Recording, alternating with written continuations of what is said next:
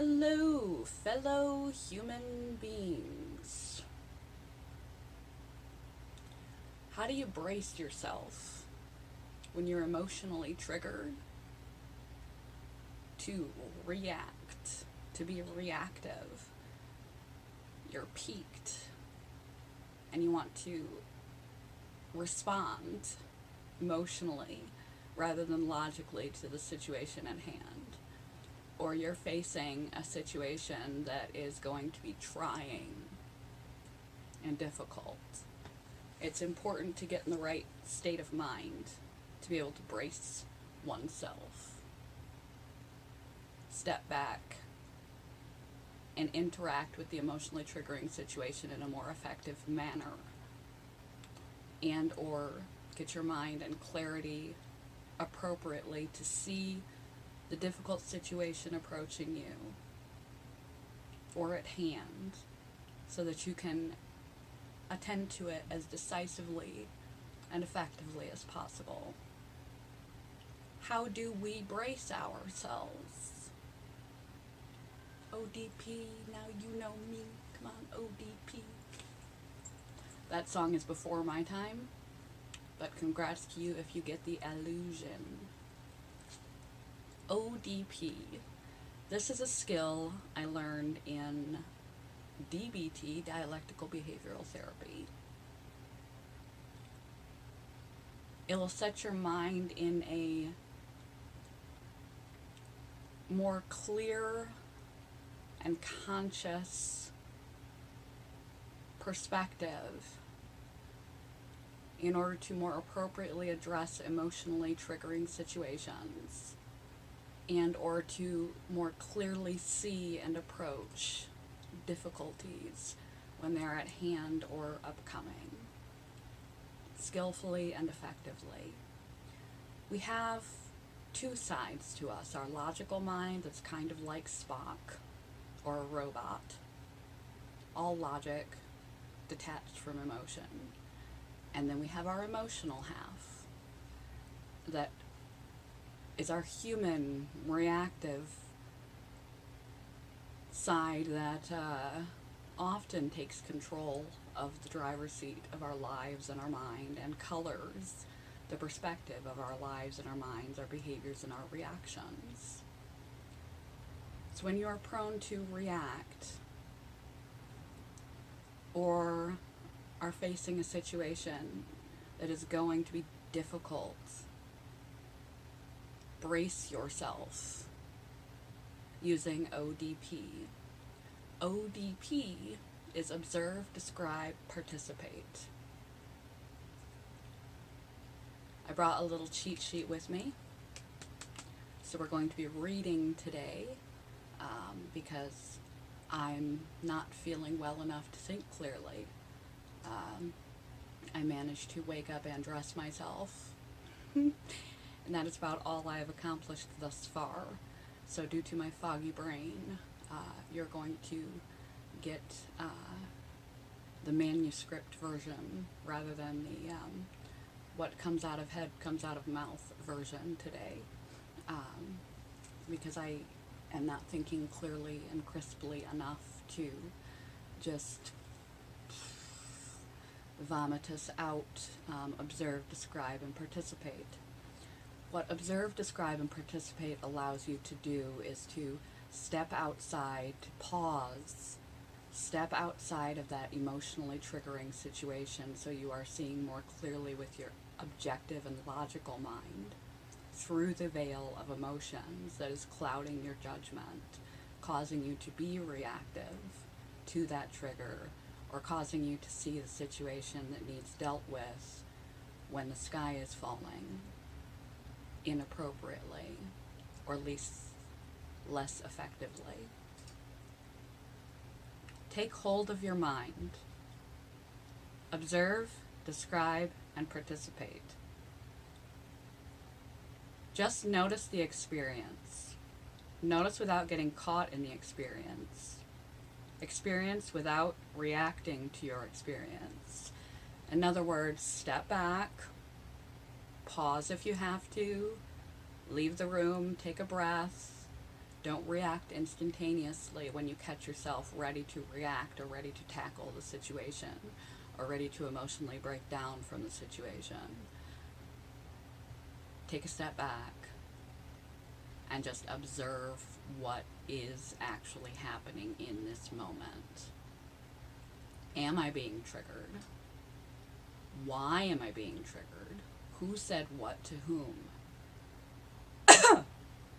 What difficult situation am I dealing with? What are the practical, real ramifications of the situation?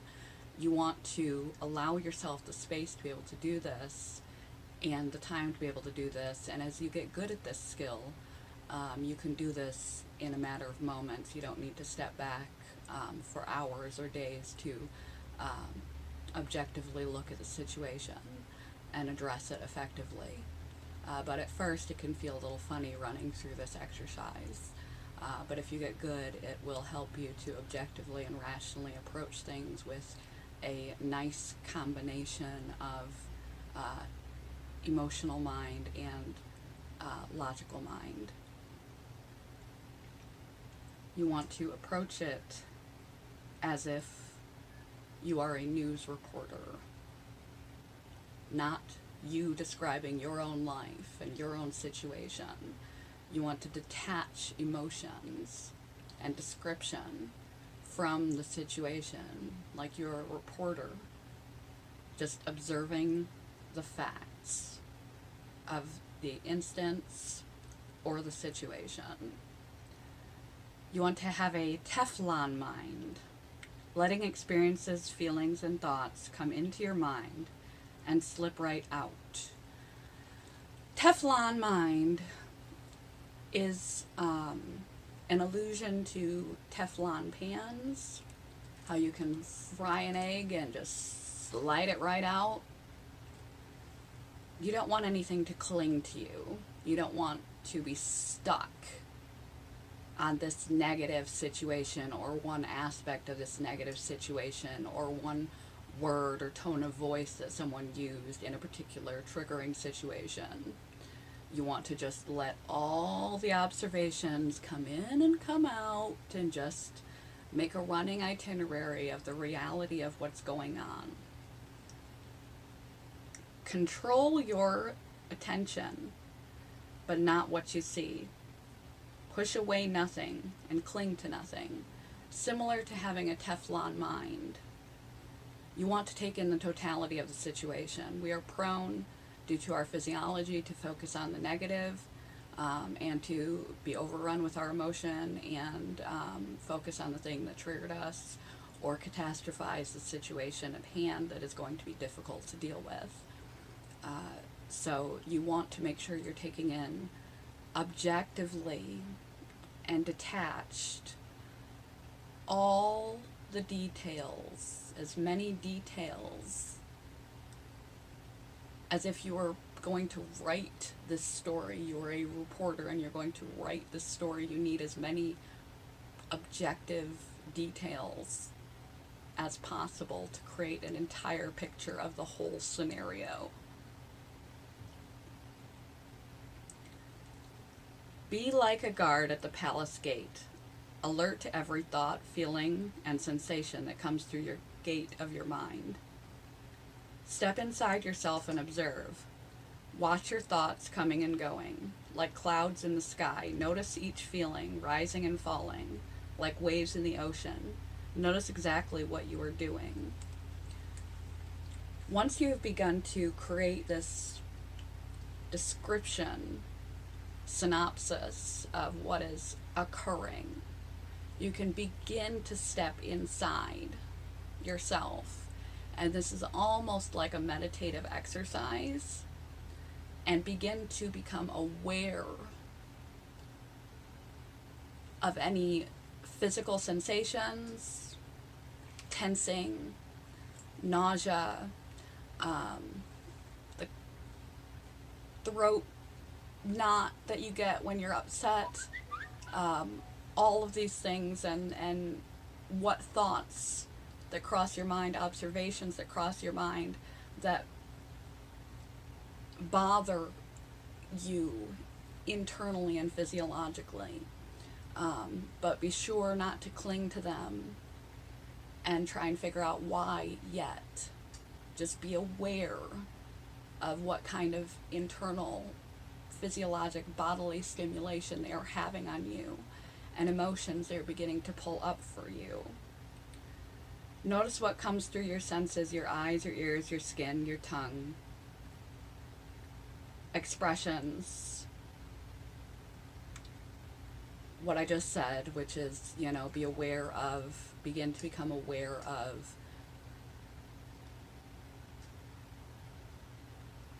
your body language, your facial expressions, your clenched jaw, the internal physiological signals that are giving you cues onto, are you afraid? Are you nervous? Are you angry? Are you disappointed? Are you worried? Are you exhibiting anger? Are you frustrated with the situation? What is actually the root of your upset or your worry about what's to come? What is your emotional perspective? And your body, your physiology will give you cues as those thoughts and observations come in and out, and you're trying to remain as detached as possible. The next step is describe.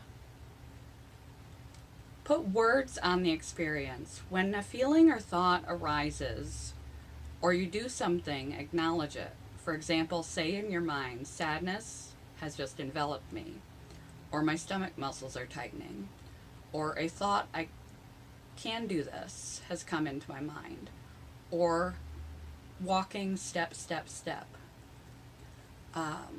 Now that you've created this accurate as possible, emotionally detached, all-inclusive description of what is occurring in the moment that's triggering you, or the situation to come without catastrophizing, the actual practical situation, and you've begun to turn inward and pay attention to the emotions that are rising, the physical sensations that are rising, begin to describe them internally to yourself. I feel a knot in my throat. My fists are clenched. I feel nauseated. I feel anxious about this. I am worried about this. Again, just describing as if you are writing a story this time, rather than just a journalist reporting the facts. Add more detail about your emotional and internal experiences through a logical perspective without getting emotionally attached. You're still trying to remain calm and understand the situation and understand your emotional reactions to the situation, so that you can approach it with more clarity. You don't want to get tied to those emotions. You just want to describe them and release them. And if you are in a triggering situation, being able to know where you're coming from, why you're coming from that place, what it is triggering you, and what your reactions are going to be in a given trigger will help you to control a potential negative reaction. As let's say if you're prone, you notice your fists are clenched and your jaw is clenched and you're feeling anger, it will help you to release that anger and not approach the situation negatively. If you're overly anxious about a particular aspect of a coming situation that is going to be difficult, it will make you aware that that's an area you're going to have to work on. But you can be a little bit more descriptive, as if you're writing a story about another individual's situation, remaining logically detached from the situation that you yourself are experiencing. Write it from a second person point of view, as if you're a storyteller. Put experiences into words. Describe to yourself what is happening. Put a name on your feelings. Call a thought just a thought, a feeling just a feeling. Don't get caught in the content. in this descriptive phase, you want to be able to differentiate the experience that you just described, the situation that is coming, or the situation that you are experiencing. The clerk was really rude to me. In the observe phase, you'd say the clerk said this to me, not was rude. In the second phase, you can begin to say, I perceived this as rude because of her tone of voice. This caused me to feel a clenching in my stomach, a rising up, a knot in my throat, and a clenching of my fist, and an urge to bite her head off in return, to be short with her, because I perceived her to be short with me, and I feel I have been disrespected, for instance, or your house is being foreclosed on, and that is a coming sky is falling situation, and you foresee your biggest fear is that at the moment you have nowhere else to go. And the thing that rises the most anxiety and physiologic response in you is the thought of, I don't have enough time to find a new place to live. Recognize that the situation is you have X number of months to be out of your place. And your perception is that you will not have enough time to find a new place. The emotion is anxiety and fear and pressure. You feel time constrained and potentially incapable of pulling it all together quickly enough. You may also feel sensations of loss and grief for losing the home that you have identified with as your sanctuary. Begin to notice and describe all these things, slowly reinserting yourself with more clarity about what is happening externally and internally into the situation. Participate. Enter into your experience. Let yourself get involved in the moment. Letting go of ruminating, become one with your experience, completely forgetting yourself. Now that you are not ready to rip the clerk's head off and create a big scene, something that you will be embarrassed about later, or your spouse, or your friend, now that you are not hyperventilating about your foreclosed home, now that you know the literal facts, the timeline with which you have to move out, the fixes that need to be made in order to not have your home foreclosed on. You have observed all the facts in the situation. You know how you feel about it. You know why you feel the way you feel about it. And you know what is a perception. What is reality as it is? What is a perception? What is a reaction? What is a thought? What is a feeling? Now you can re-enter the moment. It's like hitting a magic little pause button where the next steps could have been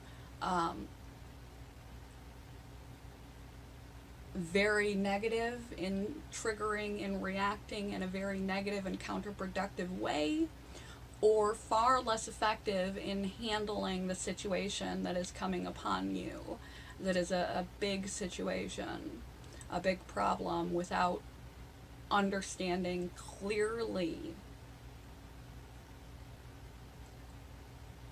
where is your mind and where is your emotion, and what is your emotion wanting you to do versus your mind telling you what is the next effective action. And after you've hit that pause button and you have clarity, Then you can re-enter the moment and begin to address the situation, the triggering situation, in a more effective, logical, and clear manner. Whatever is most appropriate for the situation at hand. Dial it down a notch through that pausing, stepping back and reflecting at the larger picture, the truth. Like if in a fight with your husband, reminding yourself that this person really loves me, and everything they've done up to this point is proof that they love me. This is triggering something inside of me, some insecurity, some thing, but I know that they love me, and that is the aspect of the larger picture.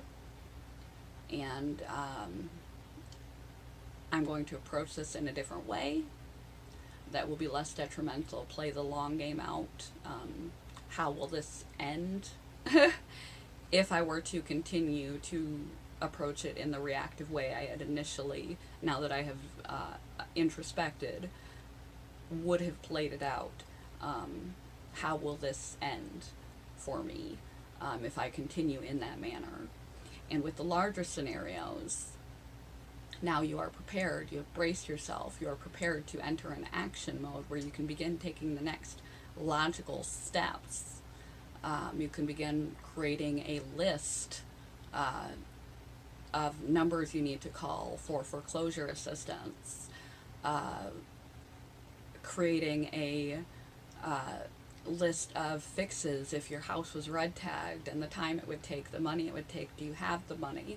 You can begin to set up an action plan because you are now emotionally calm. You know what the big problems of the big problem are, and you know the facts, the timeline, the reality, and you are in emotionally a clearer, calmer state. You can re-enter the situation, begin to address the situation at hand. Act intuitively from wise mind. Do not just wise mind is the DBT version of intellectual logical mind. Do not do just what is needed in each situation. A skillful dancer on a dance floor, one with music and your partner, neither willful or sitting on your hands. So you're back. You've taken your moment. You've taken it all in objectively. You added the color of a personal storyteller writing about someone else's life. Internally and externally, you know what your emotions are. You know what your thoughts are. You know why you're reacting and behaving in the way that you are. You know what you would like to do next. And then you address the situation just to what is most effective, as if you were writing a story. This is the story of your life that you are writing. Given this situation and all the next possible reactions to the trigger or actions to the large problem you're dealing with a clear thought and emotional detachment through logical perception, now that you have all the information and are not subsumed by your emotions, what is the next logical step? Like I said, for instance, with the house foreclosure, finding out numbers and resources that can help you with foreclosure assistance, tracking down the actual timeline of what it is you're dealing with. What are possible resources that are out there for you that you are not aware of? What is your financial situation? If there are fixes and red tags that were made to your house, what is your financial situation to address those? Do you need to hire somebody, or can you do those yourself? Those are the practical. You begin to create, at minimum, a practical plan of attack that isn't driven by emotionality, but is driven by logical, effective skillfulness. And if the situation is involving others, that's why I said dancer with on the floor with your partner. You want to be in steps, such as the interaction with the spouse or partner that is getting out of hand. Now that you've had your moment to take the whole relationship and all the years and all the investment and all the proof that they love you and everything into hand, this moment seems so much smaller. You can inform them of that. That, wait a minute, we need to dial this down. We're arguing over really nothing. I know that you love me. You've proven over and over and over again that you love me, and you know that I love you. I hope you know that I love you. When you did X, or said it in such a way, or you showed up late, it made me feel this way. And because I felt this way about what you did, I know that wasn't your intention, because no one can make you feel any kind of way. Our feelings are our own responses. No one can reach inside you and make you feel a way no matter what they do. So it's important that you also let your partner or friend, etc. know that I know that wasn't your intention, but I felt this way, and that is why I reacted this way. And I apologize, take responsibility for any negative reactions you may have had before you caught yourself and were able to observe, describe, and participate in your situation more effectively. And ask them, after you apologize, how did my reaction affect you?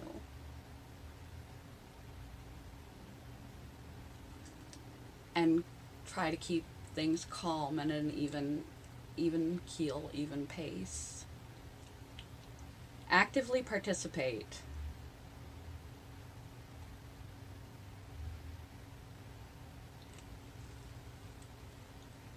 Use this skill as you learn it until it becomes a part of you, where you use them without self-conscious practice. It will help you to change harmful situations, changing harmful reactions to situations, and accepting life, yourself, and the ups and downs that come with it as they are. Like I said, eventually this will become second nature to you. At first it will feel funny to hit the magic pause button on your life and step back when you're in a triggering situation and are prone to be reactive, or things are heated, arguments are heated, or you're facing a crisis type situation where you have a bad health diagnosis, or a foreclosure, or a divorce, or a job loss. These big situations where the sky is falling, and you have to practice this way of thinking that removes you entirely from your emotional mind and puts you entirely in your logical mind. First, you're a journalist, just observing and describing the facts. Then you're an author, where you observe and describe the facts and the emotions and sensations internally, and why you're thinking, feeling, acting, and reacting in a way. You begin to add more color and light and life to the experience, and differentiate thoughts, perceptions, beliefs, the situation, what each thing is and where it's coming from, but again, still detached. And then once you have the whole picture of what's actually going on and what's actually coming, then you re-enter the situation effectively, logically, and skillfully, with all the information at hand, and a more wise and effective marriage of your emotions and your intellectual, wise capacities of the logical half of your mind. And it will allow you to address immediate situations where it feels like the sky is falling and everything is blowing up and you just want to blah, or long-term big life happenings where the sky is falling and you don't know what to do. What to do is you brace yourself. Take a step back and you brace yourself to react, because life happens and all we can do is respond. And you want to brace yourself so that you respond rather than react. And as you practice this skill over and over and over and over and over again, it will become second nature. You can do it in minutes or moments, even though it feels like a long and complicated process that would take you half an hour to a couple days to step back and think on a thing before you came to this conclusion. With intentionally doing this when situations arise, you'll become more and more effective at it, faster and faster and faster at it, and it will become unconscious and automatic. And you will approach the triggering situations when you are peaked and ready to blah, or a big traumatic, potentially tumultuous situation is at your door, to address it as effectively as possible. Observe, describe, participate. Just the facts. Nothing more, nothing less. Add detail, color, description, tone of voice, feelings, sensations, physiology, emotion, and begin to differentiate which is which. Participate, re-enter, and begin to address the situation appropriately. Way more appropriately than you would have otherwise without observe, describe, participate. This is dialectical behavioral therapy again. If you want a more concise version, you can look it up online. There's plenty of information about this. And the reason why I chose to use this morning, again, is because I am sleepy and confused and not clear enough to do an appropriate video, and also because this is the most appropriate way to address when the sky is falling. What do? Put your hands up. Brace yourself. Because life happens in the immediacy and in these big situations. And you have to just put your hands up and deal with it. And dealing with it the most effectively, skillful way possible is going to give you the best outcome possible when the sky falls. This is a quote video after all. If the sky falls, hold up your hands. Hold them up. Push that moment away for a moment. Push that situation away for a moment. Observe it, describe it, then participate in it effectively. Block as much of the downfall as possible when the sky is falling in big and little situations through using observe, describe, and participate. Good morning. Goodbye. Good day.